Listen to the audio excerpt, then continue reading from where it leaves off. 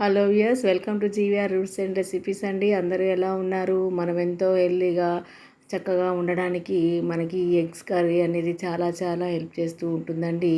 ఈ గుమగుమలాడేటువంటి special egg పులుసు అనేది చాలా టేస్టీగా ఉంటుంది. అది ఏ విధంగా చేయాలో మీకు చూపిస్తానండి. ఇది రాగి రైస్లో కానీ లేకపోతే మనకి మామూలు రైస్లో కానీ జొన్నన్నంలో కానీ చాలా బాగుంటుందండి. సో అలా ఎలా చేయాలో చూపిస్తాను. ముందుగా మనం ఎగ్స్ని తీసుకొని కుక్కర్లో వేసుకొని తగినన్ని వాటర్ పోసుకొని మునిగేంత వరకు వాటిని ఒక 3 విజిల్స్ వచ్చేంత వరకు ఉడికించుకోవాలండి. సో అలాగే దీనికి నిమ్మకాయ సైజ్ అంతా చింతపండు ముందుగానే కడిగి నానబెట్టుకొని ఉంచుకున్నాను. నెక్స్ట్ వచ్చేసి శనగపప్పు అండి, చాలా చాలా టేస్టీగా ఉంటుంది. ఒక హాఫ్ అన్ అవర్ బిఫోర్ మనము నానబెట్టుకొని ఉంచుకోవాలన్నమాట. మంచి టేస్ట్ వస్తుంది దీనికి. సో దీనికి ఇప్పుడు ఈ విధంగా నానబెట్టుకున్నటువంటి అన్నిటినీ కూడా పక్కన పెట్టేసుకొని దానికి తగినన్ని ఆనియన్స్ కూడా తీసుకుందాము. అయితే బిఫోర్ దట్ మనము ఈ ఎగ్స్ని బాయిల్ చేసుకుందాము. 3 విజిల్స్ వస్తే సరిపోతుంది. ఈ కుక్కర్ పెట్టిన తర్వాత మనము పూర్తిగా చల్లారిన తర్వాత విజిల్స్ వచ్చాక చల్లారిన తర్వాత మాత్రమే ఓపెన్ చేసుకోవాలండి. సో విజిల్ అంతా తీసినాక తీసుకోవాలి. సో ఇప్పుడు దీనికి నేను 4 పెద్ద సైజు ఆనియన్స్ తీసుకుంటున్నాను, 4 పచ్చిమిర్చి, అలాగే ఒక ఆనియన్ని మనం ముక్కలుగా కట్ చేసుకొని ఈ ఆనియన్స్తో పాటుగా తగినన్ని మసాలా దినుసులు కూడా వేసుకుందాము. ఒక యాలక్కాయ, 3 లవంగాలు, 2 దాల్చిన చెక్క వేసుకొని మెత్తగా గ్రైండ్ చేసుకుందాము. ఈ పేస్ట్ అనేది మనకి పులుసుకి చాలా టేస్ట్ ఇస్తుందండి. అలాగే ఈ ఆనియన్స్ అన్నిటినీ కూడా మజ్జిగ తరుక్కొని నీళ్ళల్లో వేసుకుందామండి. ముందు వీడియోలో కూడా నేను చెప్పాను కదా ఎగ్ కర్రీ అప్పుడు. సో దీన్ని ఇలా పెట్టుకోవడం వల్ల ఏంటంటే మనకి కళ్ళకి నీళ్ళు అనేవి రాకుండా ఉంటాయి అన్నమాట. తొక్క కూడా ఉత్తిగానే వచ్చేస్తుంది. చూసారా, ఇలా పేస్ట్ పట్టుకొని పక్కన పెట్టుకుందాము. సో పైనంతా కూడా ఎలాంటి ఫంగస్ లేకుండా చక్కగా కడిగి పెట్టుకోవాలి. తొక్క తీసేసుకొని అలా ఒక 2 నిమిషాలు మనం నానబెట్టుకున్నట్లయితే ఎటువంటి కళ్ళంబటి నీళ్ళు అనేది రాకుండా ఉంటాయి. ఈజీగా తరుక్కోవచ్చు అనమాట. సో చూసారా, ఇలా నీట్గా ఉండేటట్టుగా చూసుకోవాలి. లేదు అంటే పైన ఉన్నటువంటి లేయర్ కూడా తీయడం మంచిదండి. ఎందుకంటే ఫంగస్ వల్ల మనకి హెల్త్ అనేది చాలా డ్యామేజ్ అవుతుందన్నమాట. జాగ్రత్తగా చూసుకొని చేసుకోవాలి. ఇలా ఆనియన్స్ని మిర్చిని కట్ చేసుకున్న తర్వాత ఆనియన్స్ అన్నిటిని ఇలా చిదుపుకోవాలండి. ఎందుకంటే మనం ఫ్రై చేసేటప్పుడు ఈ ఆనియన్స్ అన్నీ కూడా చక్కగా ఫ్రై అవ్వాలి అని అంటే విడివిడిగా ఉంటేనే చాలా బాగుంటుందన్నమాట. చూసారా, ఆ విధంగా చక్కగా చిదిమి పెట్టుకుందాం. సో ఆనియన్స్ రెడీ అయ్యాయి కదండి. ఇప్పుడు మనము ఎగ్స్ని బాయిల్ చేసుకుందాము. బాయిల్ చేసుకున్నటువంటి ఎగ్స్ని మూత తీసి పెట్టుకుందాం. చూసారా, అలా చిప్పుకోవాలి. మనం తాలింపు వేసుకునేటప్పుడు సరిగ్గా మగ్గవు కాబట్టి ఈ విధంగా చేసుకోవడం మంచిదండి. సో ఇప్పుడు ఈ వాటర్ అనేది చాలా చాలా డెలీషియస్ ఫర్ ప్లాంట్స్ అనమాట. ఈ తొక్కలన్నింటినీ కూడా ఈ వాటర్లో వేసుకొని మనము ఎగ్స్ ఉడికిన తర్వాత ఎగ్ షెల్స్ని కూడా మనం పక్కకు తీసుకొని నానబెట్టుకొని ఉంచుకుంటే ప్లాంట్స్కి మంచి ఫెర్టిలైజర్ అనమాట. చూసారా, ఇప్పుడు కుక్కర్ మూత వచ్చేటట్టుగా మనం పైన విజిల్ తీసుకోవాలన్నమాట చల్లారిన తర్వాత. అలా నెమ్మదిగా మనము మూతను తీసుకొని చూసారా, సో అలా మంచిగా ఉడికిపోతాయి. ఒక 2 విజిల్లకే ఉడికిపోతాయండి. ఇప్పుడు వాటిని పొట్టు తీసుకొని పక్కన పెట్టుకుందాము. సో ఈ విధంగా వచ్చిన ఎగ్ షెల్స్ అలాగే ఆనియన్ పీల్స్ ఇవన్నీ కూడా ఒక రోజంతా కూడా మనం వాటర్లో నానబెట్టుకున్నట్లయితే ఆ వాటర్ అనేది మంచి ఫెర్టిలైజర్గా యూజ్ అవుతుంది. అరటికాయ తొక్కండి మొదటి రోజుది, అది కూడా నానబెట్టుకుంటున్నాను. ఇవన్నీ గుడ్ ఫెర్టిలైజర్స్ అనమాట. మన ఇంట్లో హౌస్ గార్డెన్కి బాగా పనికొస్తాయి. నేను ఏది వేస్ట్ చేయకుండా అలా మొక్కలకి వాడుకుంటాను అనమాట. సో మంచిగా పూలు పూయడానికి, చాలా పచ్చగా రావడానికి చాలా హెల్ప్ అవుతుంది. నెక్స్ట్ వచ్చేసి ఇప్పుడు ఈ ఎగ్స్ని మనము ఆయిల్లో కొంచెం ఫ్రై చేసుకుందాము. సో తగినంత ఆయిల్ని మనం గిన్నెలో వేసుకుందాము. ఇది కొంచెము నాన్ వెజ్ కర్రీ కాబట్టి ఆయిల్ కొద్దిగా ఎక్కువగానే పడుతుంది. ఇలా ఒక్కొక్క ఎగ్ని ఆ విధంగా వేసుకొని దూరగా వేయించుకుందామండి. ఎందుకు వేయించుకోవాలి అంటే ఈ పులుసు అనేది టేస్టీగా రావడానికి, చూడటానికి కూడా ఎమ్మీగా అనిపిస్తుంది అనమాట కర్రీ అనేది. సో చాలా టేస్టీగా ఉంటుంది. మీరు ఇలా ట్రై చేయండి. సో దాదాపుగా చాలామంది వేయించుకోరు. ఇలా వేయించుకుంటే మనము ఫ్రై చేసినప్పుడు కానీ పులుసు పెట్టినప్పుడు కానీ ఈ ఎగ్ని ఈ విధంగా మనము లేతగా ఫ్రై చేసుకున్నట్లయితే చాలా టేస్టీగా ఉంటుంది. మిగిలిన ఎగ్ కూడా బాగానే ఉందండి, అందుకే నేను దాన్ని కూడా వేయించుకుంటున్నాను. కొద్దిగా బయటకు వచ్చేసింది కానీ ప్రాబ్లం ఏమీ లేదు, చక్కగానే ఉంది. సో అలా మనము అన్ని వైపులా కూడా అది వేగేటట్టుగా అటు ఇటు గరిటెతో తిప్పుకుంటూ సిమ్లో వేయించుకోవాలి. సో అదేంటంటే గిన్నెకి అతుక్కుపోతూ ఉంటుందన్నమాట అడుగు, కాబట్టి మధ్యలో అలా కదుపుకుంటూ ఉండాలి. సో వేగిపోయాయి కదండి, ఈ విధంగా అయితే సరిపోతుంది.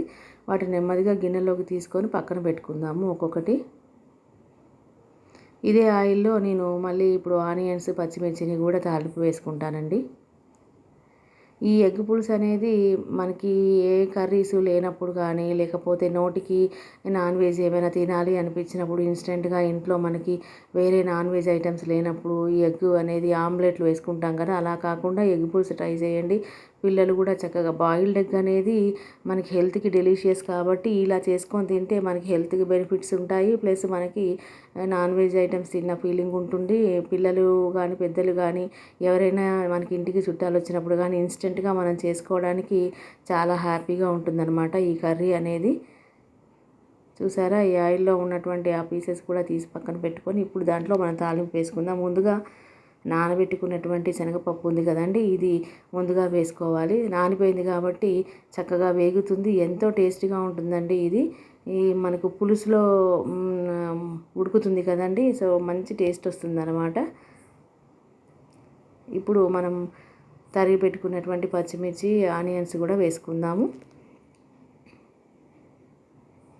ఇవన్నీ దూరగా వేయించుకోవాలండి. ఆనియన్స్ వేసిన తర్వాత సిమ్లో పెట్టేసుకోవడం బెటర్ అండి, ఎందుకంటే ఆనియన్స్ తొందరగా అడుగంటే అవకాశం ఉంటుందన్నమాట.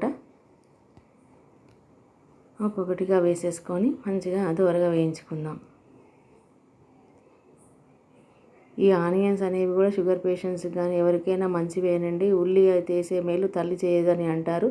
సో ఉల్లిగడ్డ అనేది మనం ప్రతి ఒక్క కూరగాయలో కూడా ఫస్ట్ తాలింపులో ఉల్లిగడ్డ, పచ్చిమిర్చి అనేది ఎప్పటి నుంచో ఆనవాయితీగా వస్తుంది. ప్లస్ మన గ్రేవీ అనేది పెరగడానికి, టేస్టీగా కర్రీ రావడానికి, అంటే బ్యాలెన్స్డ్గా ఉంటుందన్నమాట కర్రీ టేస్ట్ అనేది. ఉప్పు, కారము అన్నీ కూడా బ్యాలెన్స్డ్గా ఉండాలి అంటే ఆనియన్స్ వేసిన కర్రీకి, ఆనియన్ వేయని కర్రీకి తేడా ఉంటుందండి. ఆనియన్స్ వేస్తేనే మనకి కర్రీస్ అనేవి టేస్టీగా ఉంటాయి. చాలా హెల్త్ బెనిఫిట్ అనమాట, మంచి చలవ చేస్తూ ఉంటుంది.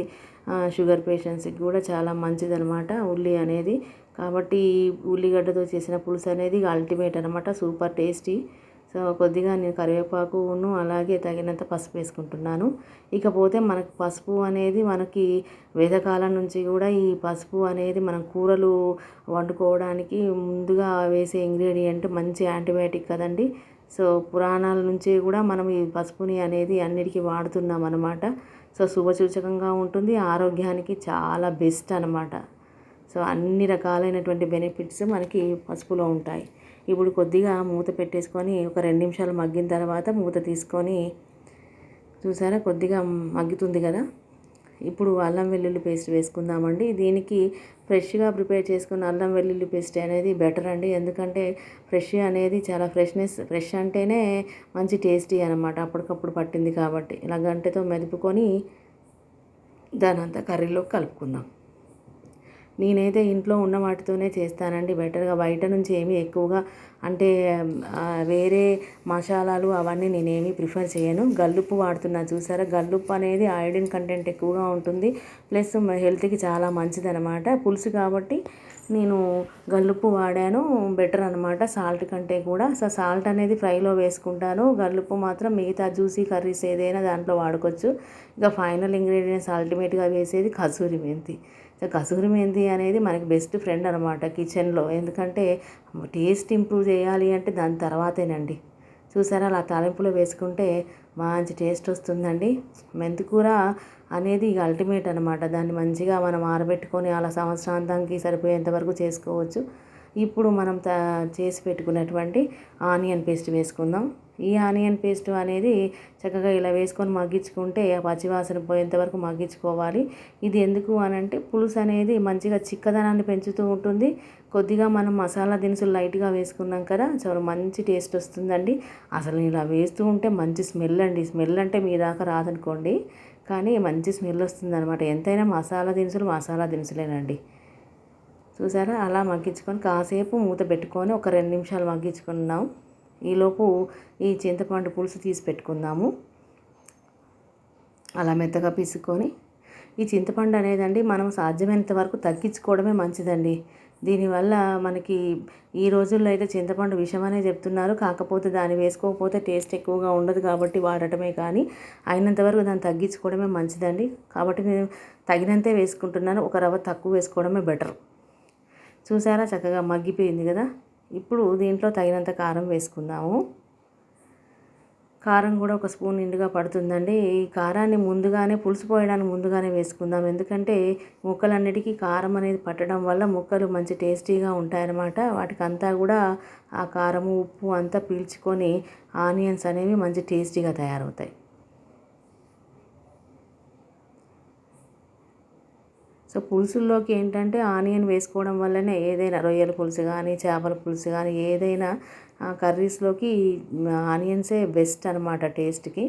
చూసారా, మగ్గిపోయింది కదా. ఇప్పుడు మనము పిసుక్కున్నటువంటి చింతపండు పులుసును పోసుకుందాము.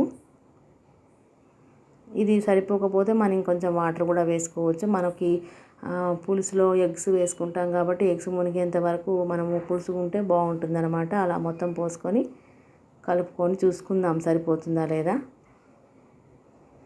సో ఆ మాత్రం అయిపోయింది కాబట్టి నేను ఇంకా కొంచెం వాటర్ వేసుకుంటున్నాను. ఎందుకంటే ఎగ్స్ వేసిన తర్వాత ఉడికిపోతే దగ్గర పడిపోతే కర్రీ సరిపోవాలి కదండి. చూడు, ఆ మాత్రం సరిపోతుంది. సో ఇప్పుడు మనము ఈ వేయించుకున్నటువంటి ఎగ్స్ని చక్కగా పైన మనము ఘాట్లు పెట్టుకొని పులుసులో వేసుకుంటే అవి చక్కగా మగ్గుతాయి. ఇది జీలకర్ర మెంతుల పౌడర్ అండి. అసలు ఇంగ్రీడియంట్ ఇదేనండి. పులుసు అంటే జీలకర్ర మెంతుల పొడి కంపల్సరీ ఉండాల్సిందేనండి. సో అది నేను ఒక స్పూన్నర వేసుకుంటున్నాను. ఆ తర్వాత ధనియాలు మసాలా పౌడరు. సో నేను నా రీల్స్లో ధనియాల మసాలా పౌడర్ కూడా పెట్టానండి, ఏ విధంగా చేస్తాననేది. సో అవి వేసుకున్న తర్వాత ఇప్పుడు వాటిని కలుపుకొని ఎగ్స్ వేసుకుందాం ఘాట్లు పెట్టుకొని. ఎగ్స్ ఘాట్లు పెట్టుకొని వేసుకోవడం వల్ల ఏంటంటే ఘాట్ల నుంచి అది లోపలికి వెళ్ళిపోయి ఎగ్ అంతా కూడా మంచిగా పులుసు అంతా పీల్చుకొని చాలా టేస్టీగా ఉంటుంది. ఇప్పుడు కొద్దిగా ఎక్కువగా చూసారా అలా. ఇప్పుడు స్టవ్ కొంచెం పెంచుకొని పులుసు ఉడికేటప్పుడు సిమ్లో పెట్టుకుందామండి. సో టేస్టీగా ఎంతో స్పెషల్గా ఉండేటువంటి స్పెషల్ ఎగ్ పులుసు రెడీ అండి. మీరు కూడా ఇలా ట్రై చేయండి. ఎలా వచ్చిందో కామెంట్ చేయండి. నచ్చితే లైక్ చేయండి, షేర్ చేయండి, సబ్స్క్రైబ్ చేసుకోండి. సో చాలా చాలా టేస్ట్ బాగుంటుందండి. సో చూసారా, చూస్తుంటే నోరు ఊరిపోతుంది కదా. అప్పటికప్పుడు మనము ఒక 10 మినిట్స్లో ఈ కర్రీ మంచిగా రెడీ అయిపోతుంది అనమాట. మీరు ట్రై చేయండి. థ్యాంక్ యూ ఫర్ వాచింగ్ అండి.